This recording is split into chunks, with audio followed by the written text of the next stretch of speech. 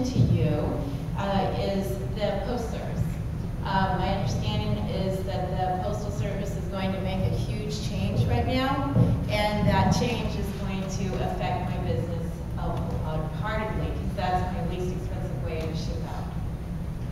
The Postal Service has certainly been talking about significant cuts in rural, areas, and I and the Oregon Congressional Delegation have been pushing back very hard, along with a number of others, and there is sort of a freeze on any kind of action, like that. And we've been telling the Postal Service we're very open to a whole host of efforts, to work with them, to look at ways in which they can build on their existing, business model to bring in, more revenue and things of that nature. But to say that small businesses, and particularly small post offices, are going to be part of some kind of sacrifice zone, where they're written off. I mean, that's what this is about, folks.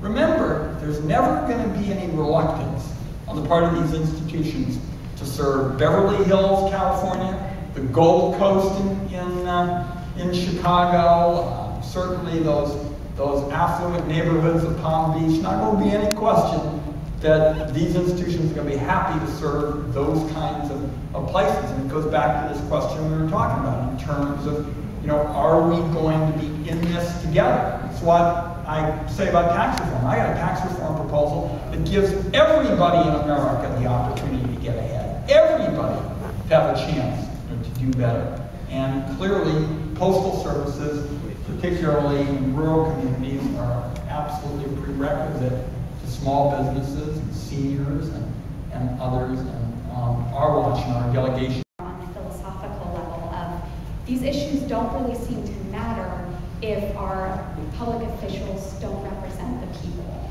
And I think that in our society today, my vote doesn't seem to really count as much as, say, big corporations. And so I guess my question is more, what do you think as a society we can do about that? I mean, I think the specifics of, say, campaign finance reform are important, but I don't so much want you to get into the political specifics of that. I think just more your philosophical thoughts on, as a society, how do we government represent us again?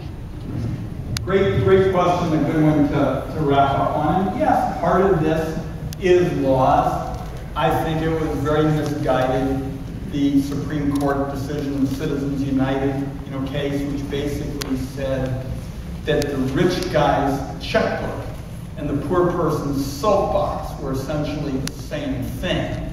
And so you could have unlimited campaign spending without people being identified and the like, and I've been involved in trying to change that.